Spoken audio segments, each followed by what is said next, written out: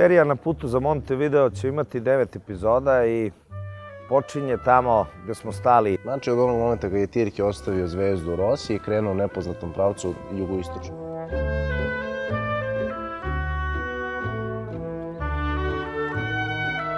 Kako su oni tada putovali vozom skoro 10 dana, a brodom nešto manje od mesec dana, našim junacima će se desiti na tom putovanju čitav jedan život.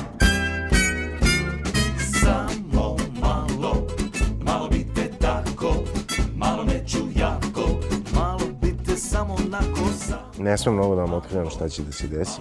Faktički, ovaj serijal će predstavljati uvod u drugi film Montevideo 2. To je jedna avantura, ovo se pretvara, ovo menja žanr.